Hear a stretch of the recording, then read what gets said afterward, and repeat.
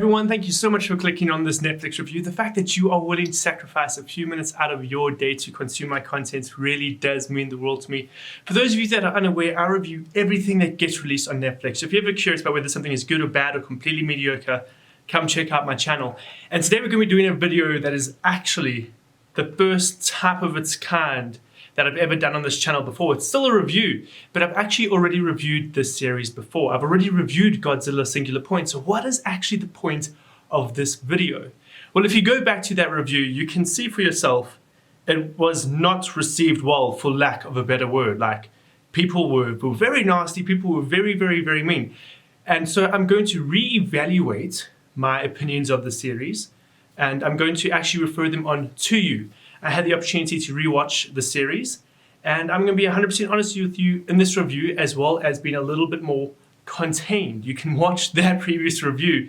I was not chilled at all. I was firing on all cylinders. I was very, in fact, angry about the series. So let's just, break down this series, Godzilla Singular Point, and figure out, was it good or not? Because if you go through my comment section, you will see two very stark contrast opinions. So many people think it's just the worst thing ever, and so many think it's like the second coming of Godzilla. It's so great, it's so awesome. So which is it? In my honest opinion, since rewatching the series, I still think the series isn't good. Like, I'm being 100% honest. That is my opinion. I don't think it's necessarily an enjoyable series. And I'm going to get into those points why now. Why am I making a review if I've already made a review? And to be 100% honest, it's because of comments like this. People were so mean, for lack of a better word. And I'm not telling you have to censor yourself on YouTube. I think YouTube is a great place where you can just be yourself and be your honest self. The whole point of the you in YouTube is that you get to be yourself. And I was giving my opinion, and the people in the comment section of my previous video are giving their honest opinion, no matter how mean it is. And I get mean comments all the time. I literally have 2 videos dedicated to hate comments. But I feel like so many people in this comment section completely didn't understand what I was saying. Because I was saying it in an angrier way than I normally do, because I was saying it in such a negative way, people just assumed I was being angry and ranting about the series pointlessly. I wasn't. I brought up a lot of points I feel like people just completely missed. And so let's break those down in this review. So I mentioned in my previous review that I really enjoyed Godzilla. And if you go through the comment section, people still seem to doubt that. Like, you're not a Godzilla fan, you just want to see action. Well, the truth of the matter is, yes, a big part of why I love Godzilla is action. But Shin Godzilla wasn't full of action. I didn't enjoy Shin Godzilla because of the action. I enjoyed it because of this incredibly unique concept of Godzilla evolving. I loved Kong vs. Godzilla. In fact, that was, in regards to action, that was one of the best movies of this year, in my opinion. But that's not necessarily why I enjoyed Kong vs. Godzilla, or Godzilla vs. Kong, whichever way it is. What I loved most about it was finding out more about Kong's race and his people. And while that doesn't necessarily have anything to do with Godzilla, it's once again a reflection that I'm not just looking for action. In fact, even a Netflix review that I did a few days ago about Cutler, I'm talking about how I don't want action 24/7, and that series delivered. So the truth of the matter is, when it comes to Godzilla, I'm not a fan of the action. I'm a fan of the lore around the Godzilla franchise. That's what I love. I love the lore behind it. I love the monsters, and I love their relationships. And so a lot of people were saying, I just didn't like it because there wasn't enough action. And let's be honest, there is very little action in this series. There's very little action in Godzilla Singular Point.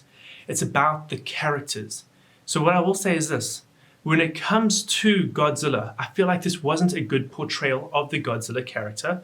When it comes to the action, I really feel like the choreography of the action set pieces left a lot to be desired. And when it came to the characters, I just didn't enjoy them. We have our core set of characters, plus 2 AI characters. I don't know how you feel about AI characters, but I feel like, especially in this series, they use them as such a crux. Our primary protagonists in this series use the AI systems to solve the majority of what it feels like are the big issues. We're using a computer to solve our problems. That's taking the human elements out of it. And I'm not saying the human protagonists didn't do anything. What I'm saying is there was definitely this idea that the AI was always there to solve all of our problems. That's definitely how it came across to me, and that's definitely how it felt. And when you watch the ending of the series, which, spoiler alert, this, by the way, I'm going to break through spoilers in this series.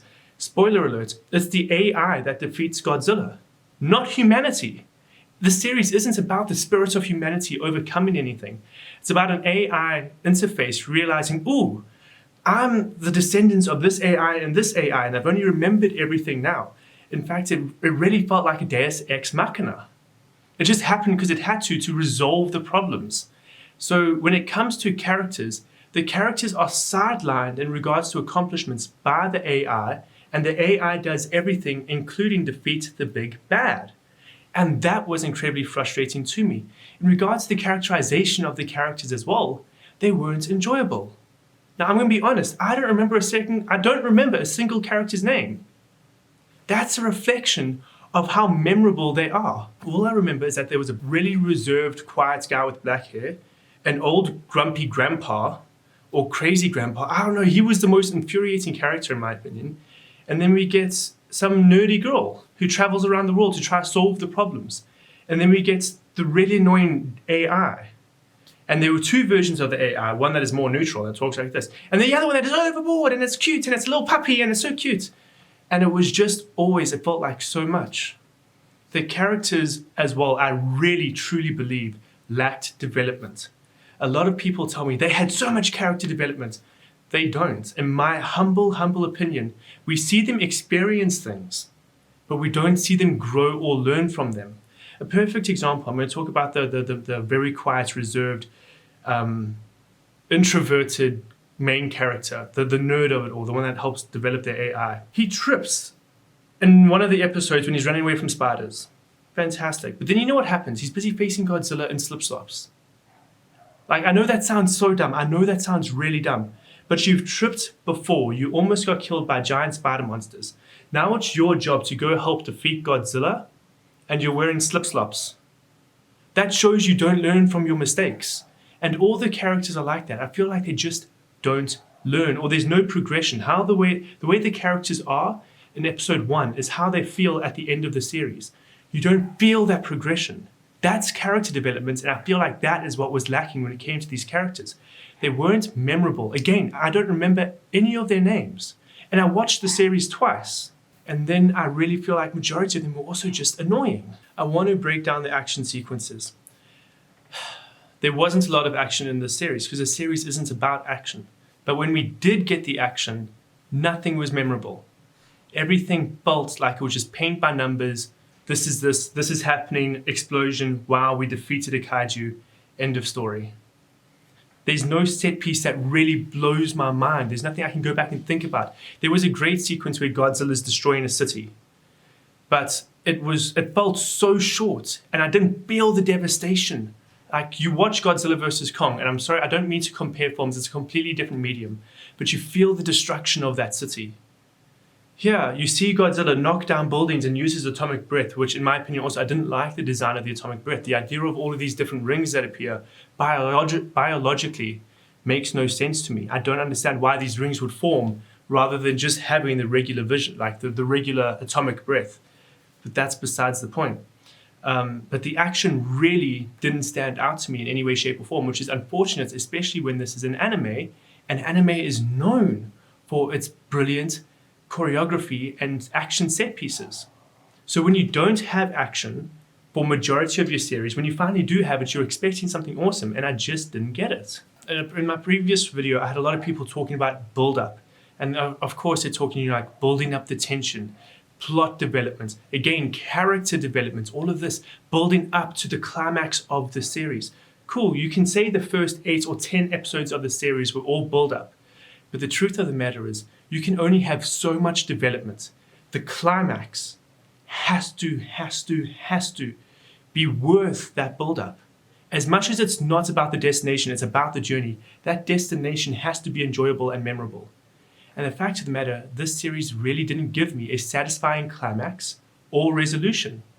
If your entire series is just development, and it's building up, and then it just falls flat, which is exactly what happens in this series in the final battle against Jet Jaguar and Godzilla. It just ends like that. Poof. There's not that like subtle, oh, there we go, there's resolution. It was just a drop, and that was the end. It left me feeling so deflated. I'd sat through all of these episodes of development and build up. And for what? I'm still disappointed. I'm still sitting here in this chair going, what was that for?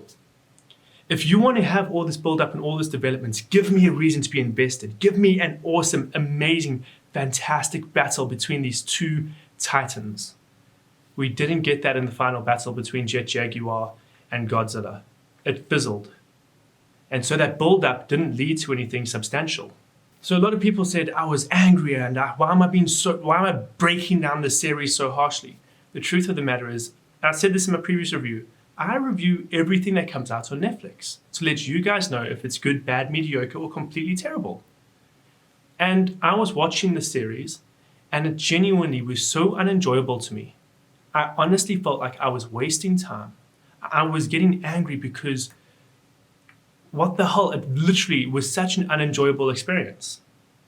What series would leave someone feeling that way? Not a great series in my opinion, and I understand there might be people out there that really did enjoy the series.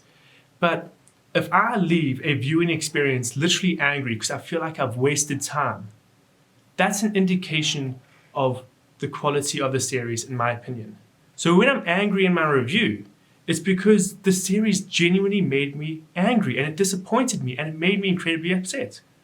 That's why I was disappointed in my review. And then a lot of people said, you can't recommend series to people.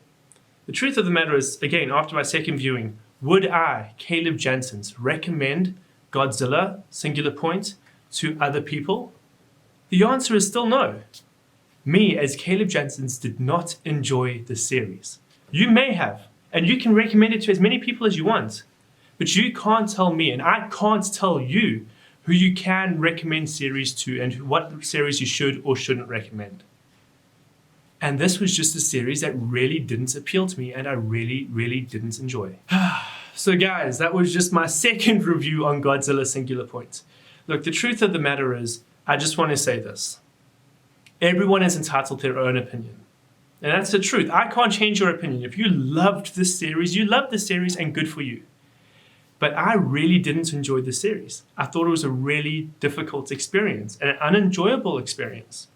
But if you love the series, good for you. But there is a difference between having a difference of opinions and attacking a person. And I've spoken about this in my previous hate videos. When you're attacking a person, that's not a matter of a difference of opinion. That's attacking someone to hurt them. And luckily, I've got strong shoulders. I can carry the hate of other people. But I just want to say, guys, please don't spread hate online. Because you have no idea what mental issues or struggles people are facing, especially in the world today. Like with the whole lockdown procedure and with the virus, life is so tough on so many people. Don't be unnecessarily hateful. But guys, thank you so much for watching this. If you watched both reviews, you guys are awesome. Please, I really, really want to know down below what's your honest opinion of the series. Did you enjoy it? Or are you like me who really just didn't? But guys, thank you so much for watching. You guys are awesome. You are the best. And I hope to see you again in another review.